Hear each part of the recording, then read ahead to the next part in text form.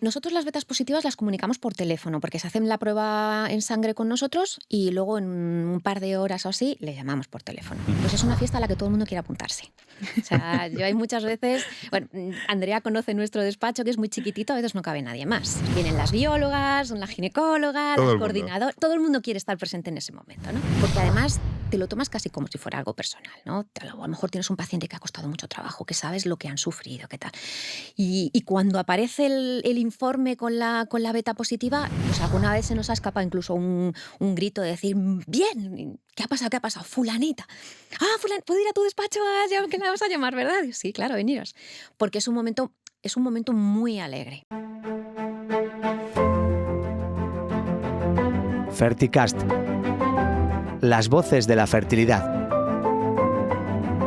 Un podcast para explorar el lado más humano de los profesionales sanitarios que trabajan en el mundo de la reproducción asistida, con el patrocinio de Fertifarm, empresa líder en soluciones de salud reproductiva. Hola, bienvenidos a Ferticast, el podcast de la fertilidad para profesionales de la salud. Hoy estamos aquí con Pilar, enfermera de la Clínica de Reproducción de Ginemed de Aravaca. Hola Pilar, ¿qué tal? Muy buenos días. Y también estamos con Andrea Corduente. ¿Qué tal, Andrea? Muy bien, muchas gracias, Roberto. Estupendo. Mi nombre es Roberto Costillas y bueno, vamos a empezar el podcast de fertilidad, Ferticast. Pilar es graduada en enfermería por la Universidad de Alcalá de Henares. Se formó en el Hospital Ramón y Cajal y ha estado trabajando muchos años en diferentes servicios de enfermería, en urgencias, en cirugía general, en ginecología, en urología. Después hizo una diplomatura en odontología, ha estado trabajando 17 años en odontología y desde el año 2019 que está en el mundo de la reproducción asistida en la Clínica Ginemed de Madrid de Aravaca.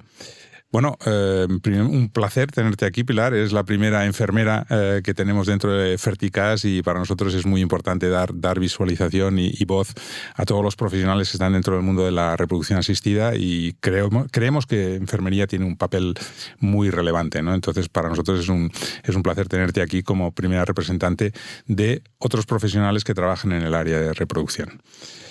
Bueno, Pilar, enfermería. Una de las cosas que siempre nos gusta saber es de dónde viene la vocación, dónde nació la chispa por la cual tú decidiste, bueno, pues voy a ser enfermera, hacer el graduado de enfermería. Pues yo desde que tengo uso de razón siempre quise dedicarme al mundo asistencial.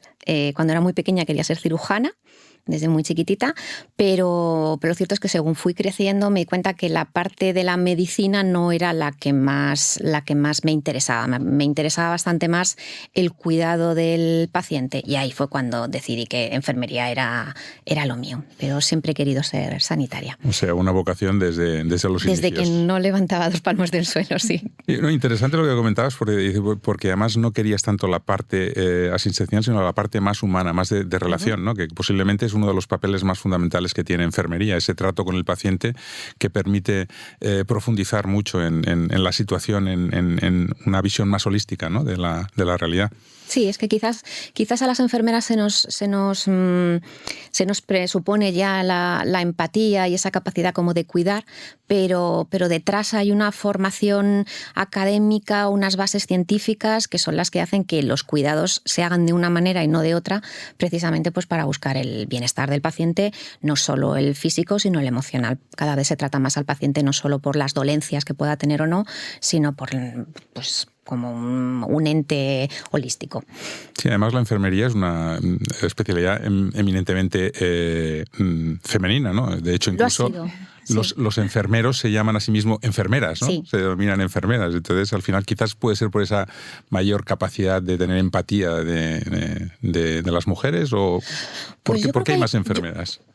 Sí, yo creo que porque en la X que tenemos nosotras que vosotros no tenéis, quizás vaya esa capacidad de cuidar innata de siempre. Yo notaba, en mi carrera había un grupo reducido de chicos y la manera de orientar la enfermería era diferente entre nosotras y ellos. Así que está claro que hay una predisposición genética o una manera distinta en organizar los cuidados. A lo mejor ellos se centraban más en la parte administradora de la enfermería y nosotros más en la parte asistencial, ¿no? Son diferencias, pero que al final se complementan a la perfección y creo que es ideal tener enfermeras y enfermeros. Y sí, yo creo que adaptaron lo de enfermeras porque estaban en franca minoría y yo creo que es de las pocas profesiones que se denominan en femenino. En femenino y no en masculino. Bueno, eso está bien. Sí.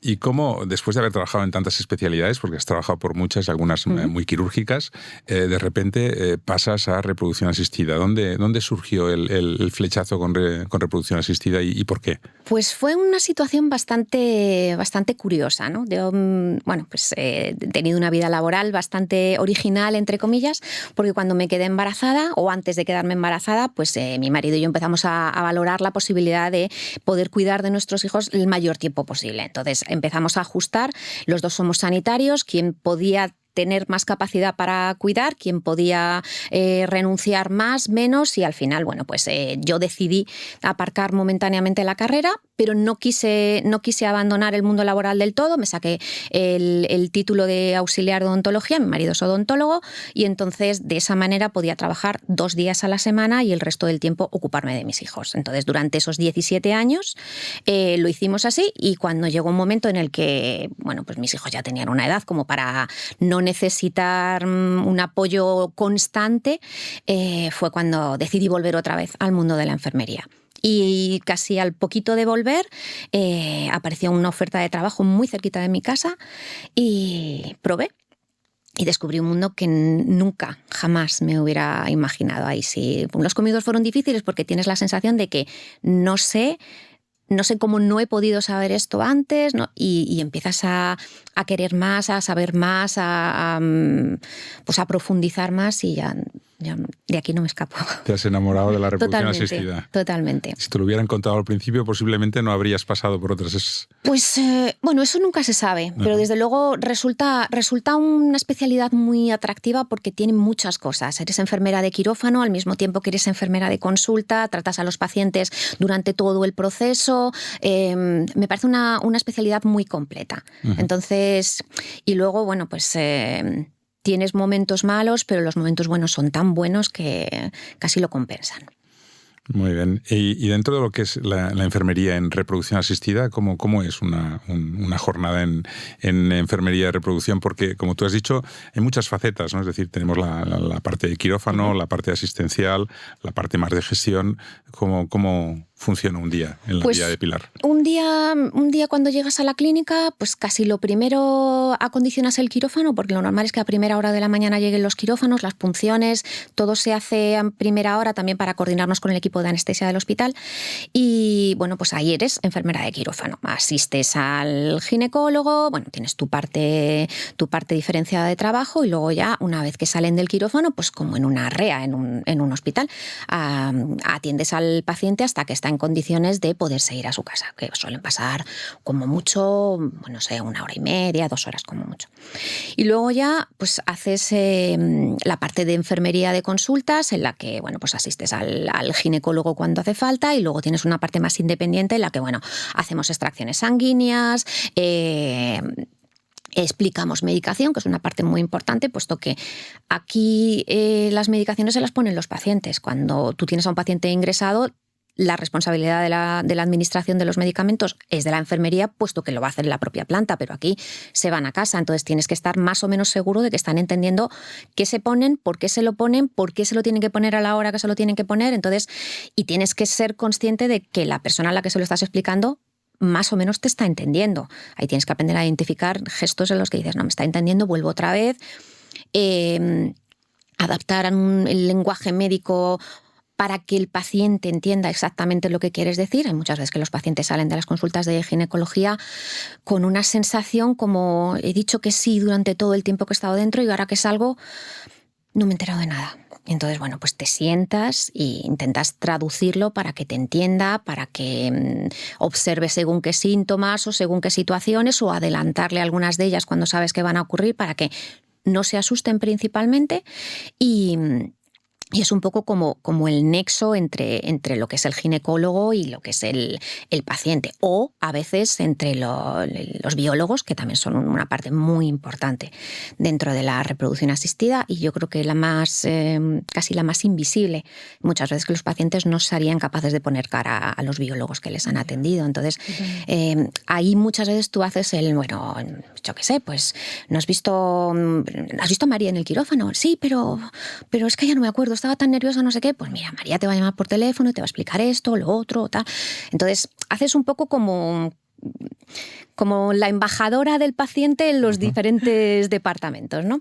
Sí. Y en relación con lo que estás contando del día a día en la clínica, ¿todas las enfermeras, Pilar, en este caso de Ginemed, hacéis las mismas funciones o tenéis después cada una función determinada, alguna subespecialización dentro de la clínica? No hay una subespecialización. O sea, todas hacemos lo mismo. Vale. Lo que pasa es que dependiendo del horario en el que estés desempeñando tu trabajo, pues a lo mejor si estás trabajando de mañana vas a hacer quirófanos, que si estás de tarde no vas a hacer, pero como vamos rotándonos, al final todas estamos haciendo constantemente el mismo trabajo. Otra cosa es que tengas más feeling o hayas tratado más con un paciente en un momento puntual y lo recoloques de manera que venga en el momento en el que estés tú, o prefieres explicarle tú algo porque te has dado cuenta que ya contigo ha bajado un poco el nivel de ansiedad y te escucha más. Entonces, eso entre nosotras, entre el equipo de enfermería, algunas veces lo hacemos, ¿no? Le citas para hacer una analítica porque ya sabes que vas a aprovechar para hablar con él y tal, cuando yo esté, o algunas veces incluso te lo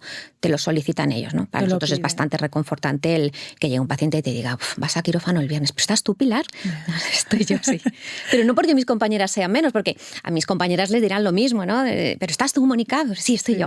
Pues porque les has acompañado, ha coincidido que han venido cuando tú estás trabajando. Entonces, bueno, pues sabes que eso les hace bajar un poquito el nivel de estrés, porque aquí enfermos no están, pero ansiosos están muy ansiosos. Sí, esto es interesante porque además por lo que dices, quizás las dos personas que el paciente conoce el nombre es el médico y la enfermera, posiblemente, ¿no? Dentro del centro. Sí, el doctor o la doctora y luego Pilar. Pilar, sí. Ahí son las personas de referencia, ¿no? Sí, yo creo que sí. Yo creo que sí, para bien y para mal. ¿Y el paciente habla igual con el médico que con la enfermera? No, pero yo creo que primero porque se sienten abrumados ante el hecho de estar en una consulta médica. Yo creo que eso nos pasa un poquito a todos, ¿no? Y luego cuando llegan a la consulta de enfermería bajan, resoplan muchas veces de ya hemos salido. Y ahora explícame lo que me ha dicho porque no me he enterado, ahora dime por qué me ha mandado esta prueba. Entonces, tu misión, la misión de la enfermería muchas veces es aterrizar algunos conceptos para que ellos entiendan por qué estamos en este punto y no en otro diferente, porque muchos pacientes vienen, pues es que mi amiga, es que mi prima, es que se ha hecho esto y a mí no me habéis mandado esto, me habéis mandado esto otro. Entonces, bueno, pues si han sido capaces de decirlo en la consulta al médico, que yo creo que es el sitio adecuado, pero a veces por miedo, por vergüenza, por bloqueo, no lo hacen y te lo preguntan a ti. Y entonces, bueno, pues tú le dices, pues mira, es por esto, si es algo que podamos hacer nosotras o si no está dentro de nuestras capacidades, no te preocupes, lo voy a hablar con la doctora y el próximo día cuando vengas y estés sentado, ella te va a explicar por qué. Claro, tienen un nivel de confianza mayor quizás con enfermería que con el doctor o la doctora, ¿no? También depende de la generación de doctores. Hay doctores más jóvenes que dan otra imagen al paciente también. Entonces, no es muy fácil encontrar el equilibrio entre tener un respeto o entender la posición médica, pero que también sea una relación cordial. O sea, te puedes encontrar a alguien que llama de usted al médico todo el rato y que le crea directamente esa distancia, pero hay algunas veces en las que nos hemos encontrado una situación como, no, es que la señorita de la consulta me ha dicho, pero se refiere a la doctora. Ah, sí, a la doctora. Bueno, vamos a ubicarnos en donde estamos y... Bueno, claro, cuando la brecha generacional es menor, es decir, una paciente que pueda tener entre 35 y 40 años con un doctor que tenga entre 35 y 40 años, posiblemente es más fácil entenderse porque los lenguajes de comunicación son similares, ¿no? Sí. Entonces, eso es más fácil que con uno de 50 o o de 60, ¿no? Lógicamente. Sí, se nota. Y eso se nota mucho. ¿Y cómo veis vosotros todo ese circuito que hace el paciente desde el momento que llega a la clínica, con toda esa incertidumbre para hacer esa primera visita hasta que llega un tratamiento? ¿Cómo vivís vosotros y cuál es vuestro papel en ese circuito, ese patient journey que se llama, que es ahora tan famoso? Pues es un papel principalmente de acompañamiento, sobre todo al principio. Son pacientes que vienen con muchísima ansiedad y algunas veces pues traen una manera de dirigirse tanto al médico como al personal de enfermería, como muy a la que salta a cualquier cosa que le vayas a decir. Entonces es intentar encontrar el punto en el que ellos se encuentren medio cómodos y dispuestos a escuchar, que yo creo que es la base muchas veces. Viene un paciente a nuestra clínica, pero seguramente han visitado 2 o 3 antes y 2 o 3 después. Entonces, ¿qué va a hacer que se quede con nosotros y no con otra clínica? Seguramente el trato humano, la manera que tengamos de enfocar a los pacientes, lo que les digamos, lo que les escuchemos o ellos cómo se sientan atendidos, que a veces no coincide la escucha que tú tienes con cómo ellos perciben que les estás escuchando. Entonces, al principio les ofreces sobre todo solucionar todas las dudas que les surgen, porque una consulta informativa es una consulta muy densa, donde se habla de muchas cosas, donde el ginecólogo intenta orientarles y a veces les surgen las dudas al cabo de un par de días. Oye, cuando me dijo esto, entonces siempre mostrar una disponibilidad, decir, pues mira, puedes contactarme por teléfono, mándame un correo, que no te preocupes, que ahí es el primer contacto, es con la enfermera que esté, con la que seguramente consigan luego establecer una relación más duradera. Entonces, ahí de escuchar. Casi todo el tiempo es escuchar para poder resolver las dudas, tanto las que te plantean como las que no te van a decir. Y luego, pues intentar que vean en cada punto que están lo que significa, hacia dónde vamos, qué vamos a conseguir, porque a veces no tienen muy claro los objetivos a corto o medio plazo. Entonces, también explicarles, bueno, estamos aquí, vamos a conseguir esto en este punto, luego hay que dejar pasar un poco de tiempo, luego vamos a hacer esto. Entonces, casi siempre es, sobre todo en la consulta, es explicarles en qué punto estamos y tener un feedback de cómo se sienten. Sí, porque además las pacientes y en general, uno de los que quizás hándicaps que hay hoy en día, que como tenemos tanto acceso a información, pues han consultado con el doctor Google, han consultado con su amiga y entonces vienen y dicen, claro, el doctor me ha dicho, la doctora me ha dicho esto, pero resulta que yo tengo la amiga que... y entonces, claro, es un exceso de información y a veces no segmentada o clasificada, ¿no? Para nosotros es una victoria cuando un paciente llega y te dice, Pilar, pero no he mirado en Google. Entonces, para nosotros eso es una victoria, porque normalmente ya te vienen con pero es que yo he visto, es que yo he leído, es que yo... Claro, pero es que lo que aparece en Google muchas veces no tiene base científica, no está confirmado y tienes que explicarles muchas veces, decir, mira, esto está, pero en tu caso no es el que corresponde porque a ti te pasa esto y esto, a que esto no lo pone. No. Pues entonces, de verdad, o sea, la disponibilidad es principalmente para que no vayan a otras fuentes. Uh-huh. Cuando tengas una duda, llámame. No es una tontería, no hay una pregunta tonta, no. Tú entiendes de lo tuyo, yo entiendo de lo mío, pregúntame. Sí, además has dicho que es importante lo que te cuentan, pero también lo que no te cuentan. Sí. Es decir, que hay cosas que se las guardan y que no te las cuentan, pero que tú ya intuyes que hay algo ahí que está comiendo, ¿no? Por dentro. Sobre todo cuando son parejas. Interpretas algunos gestos pero pregúntaselo y entienden que es que a la otra persona le da vergüenza y no lo pregunta de entrada, aunque la otra le diga, di algo. Entonces, pues ahí tú vas a ver, pregúntamelo, sé honesto, no te preocupes, tú dime. Pero sí. Sí, además en las parejas es curioso. Las miraditas entre ellos. Y después también pasa la cosa que, claro, las parejas, la reproducción asistida está muy centrada en la mujer. Entonces, claro, el papel del hombre es como muy secundario. Entonces, ahí me imagino que debe ser un desequilibrio entre... Sí. Siempre se ponen el ejemplo, esto es como en la boda, ¿no? ¿A quién van todas las fotos? A la novia, ¿no? El novio está ahí. Está ahí, pero... Sí. Acompaña. Sí. Yo creo que la enfermería ahí hace una labor muy importante para que la pareja se sienta... Que tiene la importancia que tiene. O sea, claro, no podemos hacerlo de otra manera. O sea, los óvulos hay que conseguirlos de ella y a ti te va a tocar durante todo el tiempo que esté con una estimulación ovárica, pues esos cambios de humor, esas sensaciones que te va a transmitir, esa cantidad de broncas que a veces ocurren durante el periodo y que tú seas el pilar firme de decir... está pasando por esto, ¿sabes? Entonces, darle a las parejas la importancia que que merecen, pues me parece muy importante, tanto en parejas heterosexuales como en las homosexuales. Sí. De hecho, a mí me comentaba una enfermera que cuando se pasa por el proceso, debido a este sube y baja de emociones tan altos, que en las parejas acostumbra a pasar dos cosas: o refuerza la pareja o rompe la pareja. Sí, nosotros desgraciadamente hemos vivido muchos procesos de rupturas de parejas en medio de un proceso de reproducción asistida. Sí. Con lo cual el drama todavía es mayor, porque la mujer, además del problema que lleva de infertilidad, se rompe su pareja, con lo cual... Sí, porque además al final hay un problema entre quién se ha establecido una línea roja que no quiere cruzar y quién en el momento en el que entra en un proceso de reproducción asistida pierde la noción de la realidad. Y entonces persigue sin tener en cuenta que a lo mejor la otra persona ya no va a su lado, va 2 pasos por detrás, y entonces se produce esa ruptura de parejas y hay quien no lo entiende. Hay quien se rompe la pareja y no entiende qué es lo que ha pasado. ¿Y entonces, vosotros lo veis cuando esto va a pasar?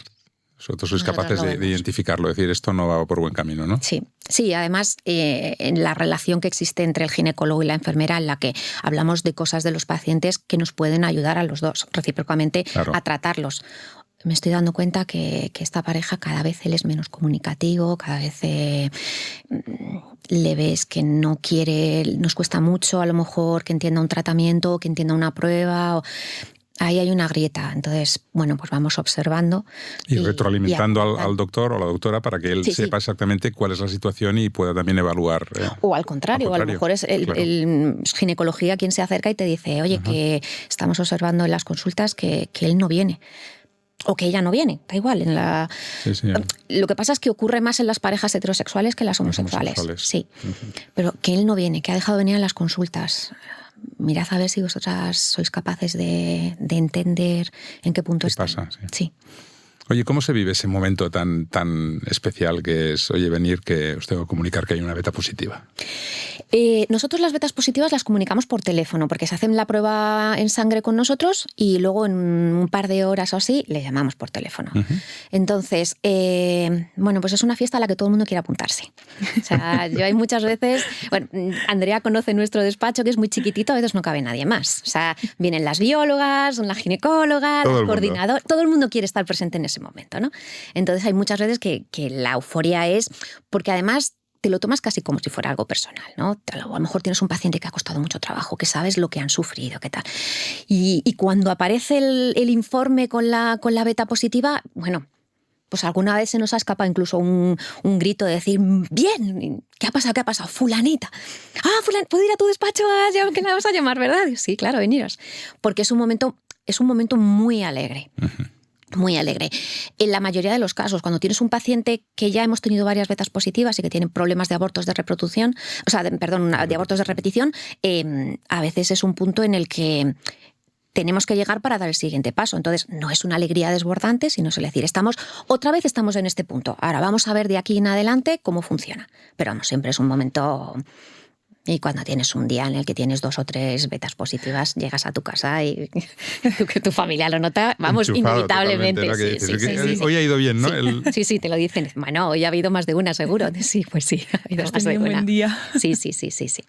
Que es todo lo contrario que cuando tenemos una beta negativa.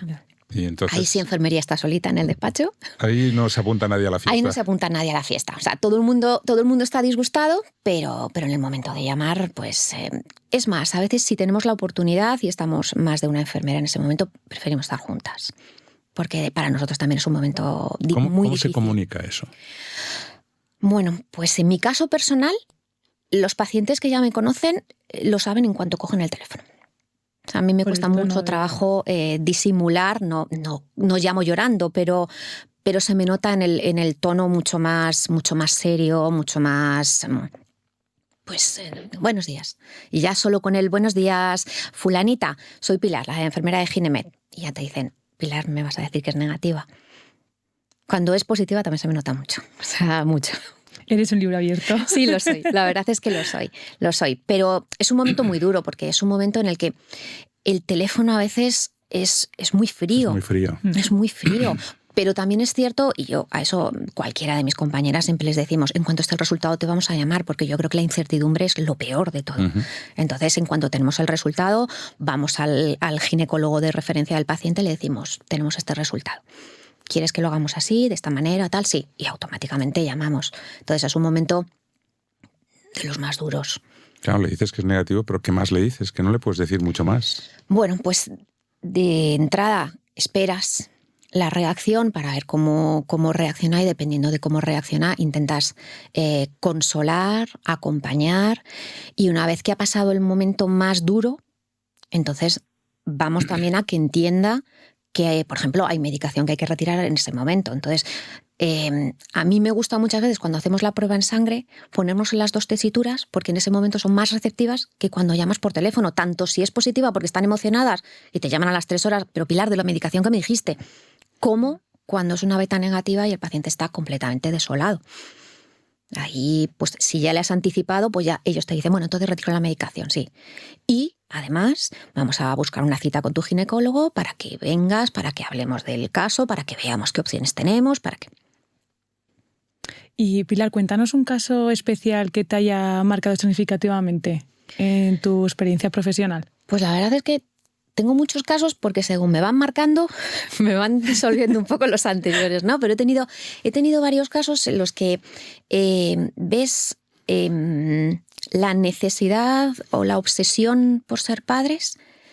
Yo recuerdo, por ejemplo, una pareja que venía con una historia personal brutal, cada uno de ellos de manera independiente, y se sentaron en la consulta y dijeron, pues mira, queremos tener un proyecto de familia, queremos ser padres, pero vamos a ser muy prácticos. Cuéntanos, de verdad, en qué situación estamos, qué es lo mejor que nos puede pasar, qué es lo que mejor podemos hacer. Yo recuerdo esa consulta informativa que la pasé con la ginecóloga que le estaba, y cuando luego pasaron a mi consulta me dijeron, bueno, Pilar, y de lo que nos han contado, que a mí me pareció como una conexión muy rápida. O sea, y yo le dije, pues hombre, yo creo que lo que te han ofrecido es lo mejor que os puede pasar. Nos costó poner en marcha el proceso por diversas causas, pero al final se quedaron embarazados a la primera. O sea, hubo que pasar por el trance de un ovodón y por un semen de donante, pero ellos tenían tan claro que querían ser padres y formar una familia que no... Muchas veces tienes un paciente que lo que quiere es no con mis óvulos, no con el semen de mi pareja, sí. No, y tienen que pasar un montón de baches hasta que al final descubren si realmente lo que quieren es ser padres y aceptan un ovodón. Pero esta pareja me impactó mucho por la naturalidad con la que hablaron desde el principio, ¿no? Entonces, pues la verdad es que se establece una relación muy rápida, muy bonita, que además es de las que se alargan en el tiempo. O sea, yo con esos pacientes sigo teniendo bastante relación. Y luego, a cambio, he tenido una no hace mucho en el que la obsesión por ser madre ha hecho pues de hacernos creer que su pareja estaba de acuerdo, pero la pareja no venía, y al final descubrir que la pareja no estaba de acuerdo y ella estaba haciéndolo por su cuenta. Y ahí te das cuenta que hay límites que dices, madre mía, o sea, esto es muy duro. Uh-huh. Y nos puso en jaque a toda la clínica. Es cierto que lo que hemos estado comentando antes de que durante el proceso de reproducción hay parejas que se rompen, yo no me lo esperaba.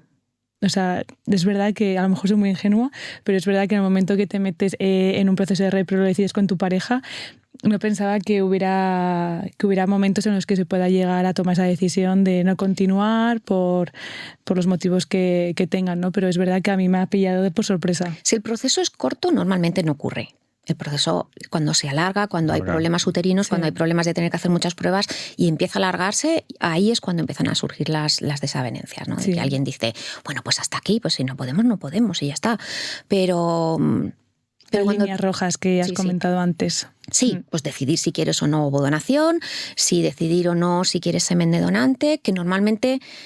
Es más fácil para una mujer decidir que quiere óvulos de donante que a un hombre renunciar a utilizar su semen. Sí. O sea, los hombres todavía tienen aquello de decir, tiene que ser con mi genética. Sí, pero quizás porque el proceso al final la mujer lo va a vivir igualmente, ¿no? Es decir, ella va a estar embarazada y ella va a dar a luz. Entonces, si ellos reducen el decir, es que mi aportación genética es lo único que voy a dar. Si no voy a dar mi aportación genética, pues esto ya no lo quiero.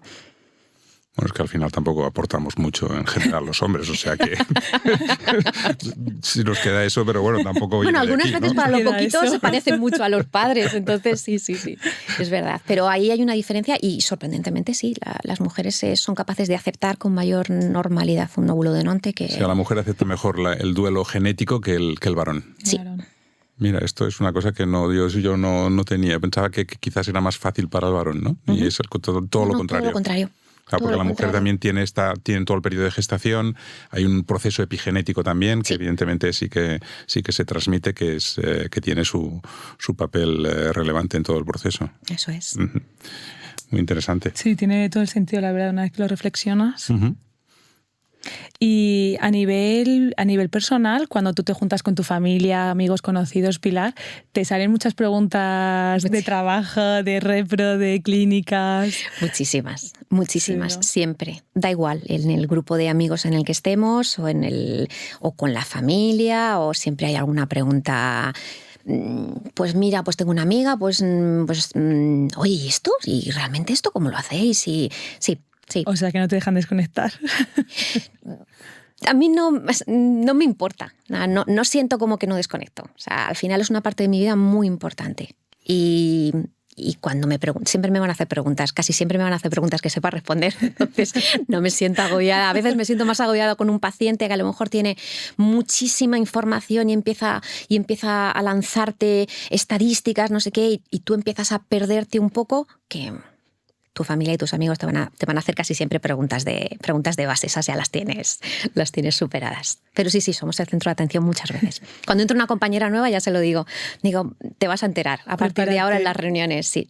Y además ya no solamente amigos, sino amigos de amigos que dicen, por cierto, tengo una amiga que es enfermera en reproducción, le puedes preguntar para resolver esas dudas, ¿no? Yo he tenido la situación de llegar a mi casa y mi marido decirme, tengo una compañera de trabajo que si no te importa la llamamos ahora y le resuelves unas dudas. Pues ya está, pues lo hacemos. Bueno, y eso yo creo que también es muy importante, porque también ayuda a resolver eso que estabas comentando antes, que yo creo que es lo más importante, ¿no? Es la incertidumbre que viven los pacientes. Que eso es muy difícil de poder gestionar, porque todos estamos acostumbrados a tener un horizonte, a encontrar una solución. En medicina, como bien dices, normalmente los pacientes están enfermos y saben que el tratamiento les dará una solución. Pero aquí, como decías, dos cosas, ¿no? Primero, el paciente no está enfermo. La primera, al menos de entrada. De entrada. Y la segunda es que no sabemos si llegaremos al punto final, porque hay un camino muy largo donde hay muchos pasos o líneas rojas que cruzar, ¿no? Es decir, el duelo genético, por ejemplo, me imagino que no debe ser sencillo. Es algo complejo decir, va a ser sin mis genes, ¿no? Y eso habrá pacientes que dirán, no lo acepto. Sí, eso es. Eso es complicado y también un poco desmontar lo que es la medicina reproductiva o cómo la entienden los pacientes que llegan y se creen que esto es muchas veces pues como en el súper, cojo esto y ya está, ¿no? Entonces, yo he llegado a tener pacientes que se han sentado, han cogido la agenda y han dicho, bueno, pues entonces empiezo el tratamiento aquí, la punción la hacemos aquí, la transferencia en este punto, yo ya me quedo embarazada, no sé qué. Y me va bien porque me coincide con las vacaciones. La agenda me encaja perfectamente. Sí. Y desbaratarlo todo. Es decir, es que esto no va así, vamos a empezar con que a lo mejor no necesitas una punción, necesitas dos. Vamos a empezar con que... Entonces sí, que el paciente entienda que efectivamente es un proceso, que lo que tú vas a someterte es a un proceso. Ojalá el resultado sea positivo porque luchamos cada día para tener mejores estadísticas, mejores tratamientos, pero que realmente lo que vamos a hacer es probar un tratamiento. ¿Y por qué llegan los pacientes tan desinformados? Y los pacientes y las pacientes, es decir, que llegan mujeres de 40 años diciendo, vengo a vitrificar, ¿no? Que dices, bueno, a ver, sentémonos, ¿no? Un poco vamos a empezar por... No, yo creo que la repro primero es un tabú a nivel social todavía. Afortunadamente estamos mejorando mucho, pero es que es la grandísima desconocida. Yo en la carrera ni un destello, nada. Con lo cual, si los profesionales no sabemos, no podemos pedir a las personas de calle que tengan las nociones justas como para acudir a una consulta de repro sabiendo un poco a qué nos vamos a enfrentar. O sea, nada de nada, no tocasteis... En la carrera nada. Nada.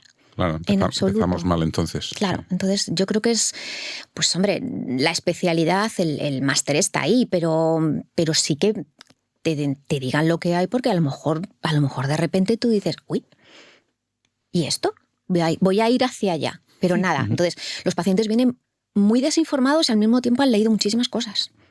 Han leído tanto que al principio vas desmontando y luego vas construyendo. Vienen infoxicados, ¿no? Infoxicados, sí. Infoxicados totalmente de muchas cosas. El término me parece adecuado, pero 100%.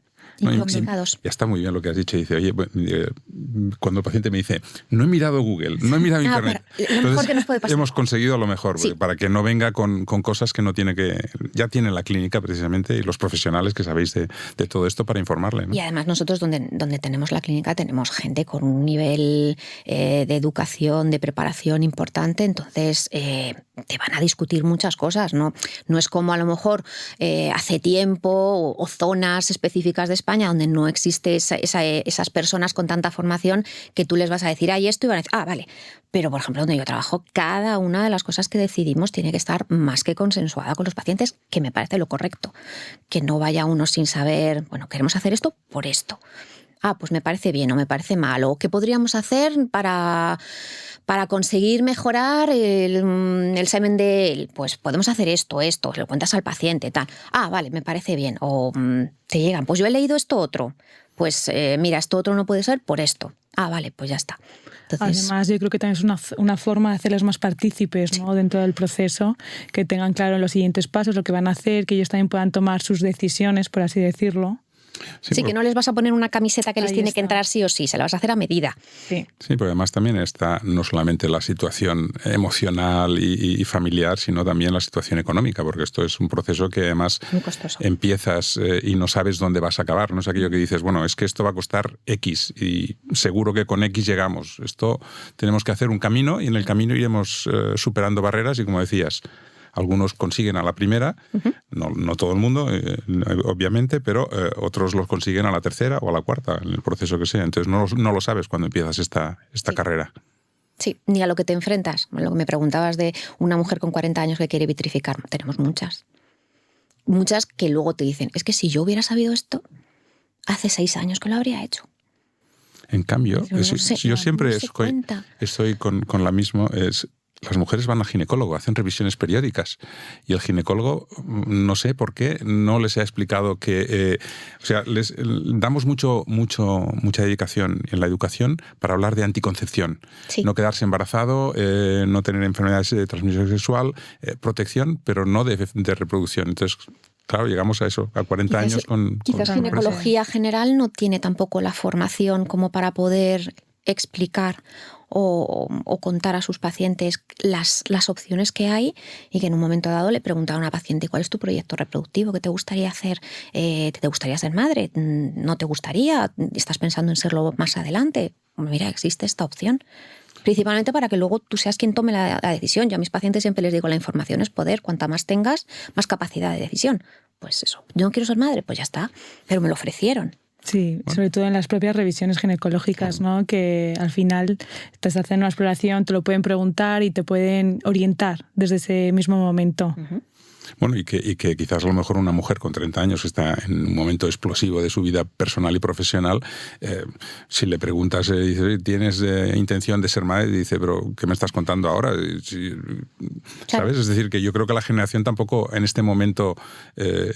Bueno, pero nosotros, por ejemplo, que sí que tenemos pacientes que vienen a hacerse analíticas para ver la hormona antimuleriana, que es la que nos habla de la reserva ovárica, pues vienen un poco a ciegas algunas veces de decir, bueno, no, yo ahora no quiero ser madre. Pero claro, si te encuentras con una antimuleriana muy bajita y le dices, bueno, que sepas que estamos en este punto. Entonces ahora voy a valorar si quiero vitrificar óvulos o no. O sea, ahora voy a valorar si quiero ser madre más adelante o que de verdad no quiero serlo. Entonces, bueno, pues la información en este caso es la que te hace poder dirigirte hacia un lado o hacia otro. Sí, totalmente. Al final es lo que te hace poder tomar la decisión. Claro. Es que a lo mejor te dices, pues ni siquiera tengo pareja.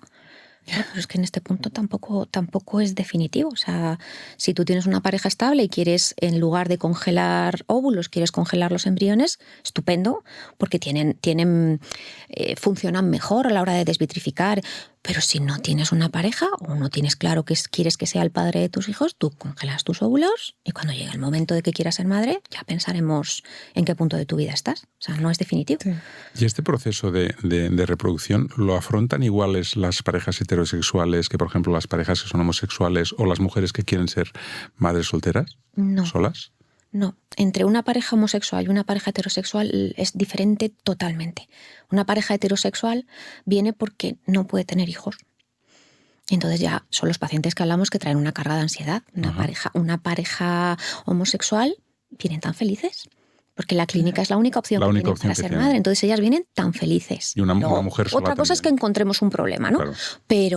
Pero normalmente son las que estableces una relación mucho más cordial y mucho rápidamente, porque ellas no están ni ansiosas ni tienen la sensación de que es que no han podido ser madres ni nada. Ellas vienen, pues bueno, pues vamos allá, ¿no? Con toda la ilusión. Y una mujer sola es una situación completamente diferente porque son mujeres que vienen con una tribu, y perdonadme el término, detrás, de apoyo muy grande. Uh-huh. Una mujer que decide ser madre sola necesita a alguien que la ayude, pues ya sea su madre, sus hermanas, su familia. Entonces suelen traer una red de apoyo grande. Y luego depende, si quieres ser madre soltera con 35 no es lo mismo que si quieres ser madre soltera con 42. Nos vamos a encontrar dificultades diferentes. Pero son situaciones muy diferentes unas de otras. Una pareja heterosexual, una pareja homosexual, una mujer sola. Si tuvieses que explicarle lo que es la reproducción asistida a una enfermera que estuviese ahora mismo estudiando el grado, uh-huh. ¿qué le dirías? ¿Cómo le explicarías qué es reproducción asistida? Pues si fuera pues a una compañera que estuviera estudiando, pues llegarían en el momento en el que estuvieran con gine y diría, bueno, pues esto está muy bien, esta es la parte anatómica muy bien, esta es la parte funcional, pero atención que hay aquí todo un mundo, en un espacio muy chiquitito hay todo un mundo en el que nos pueden ocurrir 50.000 cosas, en el que la endocrinología está implicada, en el que inmunología está implicado, o sea, que tenemos relación con muchísimas especialidades. No sé, a mí como me gusta, cuando he tenido compañeras nuevas, enseguida empiezan, jopela, pero es que a mí esto me encanta. O sea, es que yo no lo sabía, pero es mi sitio. Entonces, al final, cada una tenemos una manera de ver la vida. Eso hace, cuando yo estaba en la carrera, yo sabía qué compañera se iba a ir a la UCI porque lo necesita todo súper cuadriculado, quién vive en el caos y se va a urgencia, pero eso lo ves entre tus propios compañeros, ya sabes quién es. Entonces, con la repro pasaría lo mismo. Hablarías y en las caras de tus compañeros ya verías a quién le salta la chispa y a quién no. Y Pilar, yo te quería preguntar algo diferente. Actualmente sabes que son muy importantes las redes sociales, la visibilidad, el estar en contacto con los pacientes. Entonces, dentro de la enfermería, ¿vosotras también utilizáis las redes sociales para contactar con los pacientes, comunicaros o todavía no? ¿O es más todavía para los ginecólogos? Yo creo que de entrada son los ginecólogos los que están ahí un poco abriendo la brecha. Porque, bueno, pues son los que dan la información con consultas muy claras. O sea, tú miras en Instagram, por ejemplo, sí, los perfiles que hay de ginecólogos y a mí me sorprende porque hacen preguntas tan directas con tantos datos que es como si creyeran que están en la consulta con el ginecólogo. Entonces, ahí yo creo que ginecología son los que están abriendo brecha. Las consultas de enfermería, pues a lo mejor llega un momento en el que sí, en el que empezamos a poner de manifiesto la parte más profesional de la enfermería. Quizás sí, pero de momento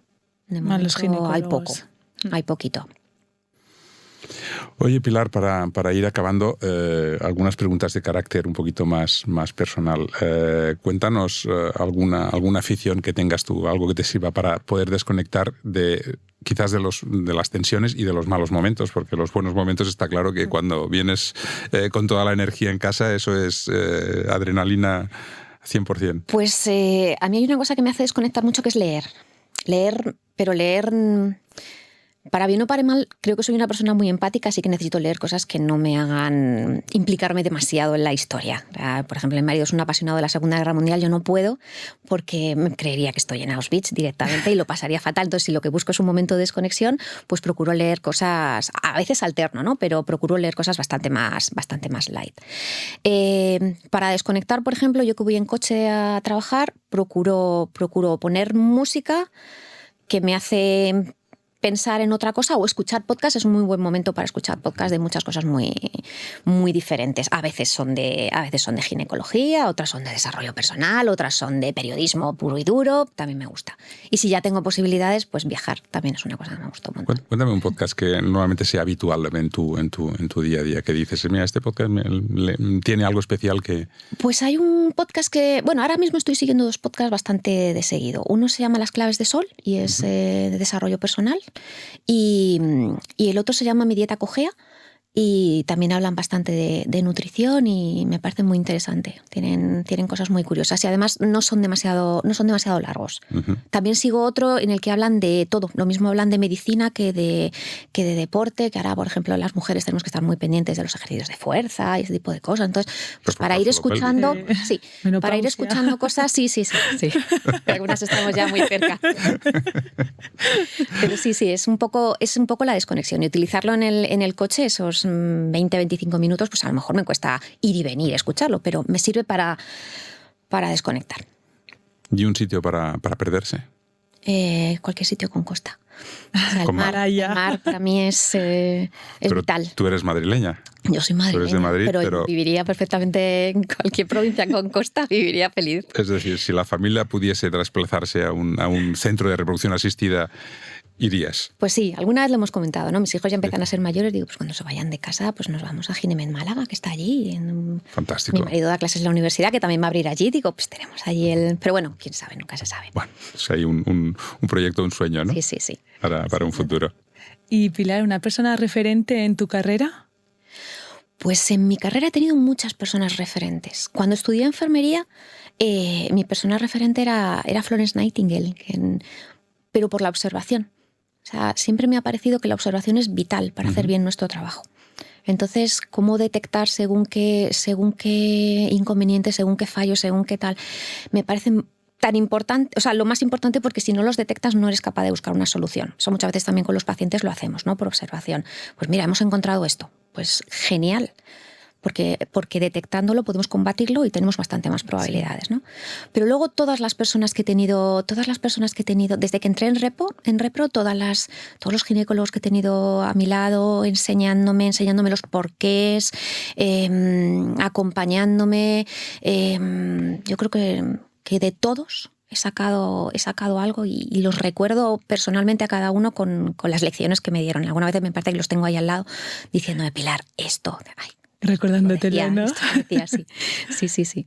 Bueno, es que la repro es una especialidad en general con una sensibilidad muy, muy, muy fina, muy cercana, con mucha empatía, porque al final estamos gestionando emociones, ilusiones, empatía, situaciones de alegría, situaciones de mucha tristeza. Entonces... Sí, lo que pasa es que, por ejemplo, a ginecología se le alaba la empatía, a enfermería se la da por sabida la empatía. Entonces, enfermería yo creo que va buscando un camino en el que se reconozca más la profesionalidad. O sea, no es una cuestión de que yo ponga un suero y tal. No, es cuando yo decido que hay que ponerte un suero y que si te lo estoy poniendo es porque tengo una base científica que me dice en esta situación hay que operar de esta manera o de la otra. Entonces, los médicos se les ha dado quizás un poco el conocimiento y a las enfermeras pues son cuidadoras, son empáticas, son cariñosas, son amables, que lo somos. O sea, hay un pequeñísimo porcentaje que a lo mejor no, pero se nos da por sabido. Entonces, luchar por la profesionalidad y el reconocimiento del espacio que ocupamos. Pues que no solo eso, que hay muchas cosas detrás, ¿no? Mucho, evidentemente, mucha formación, mucha profesionalidad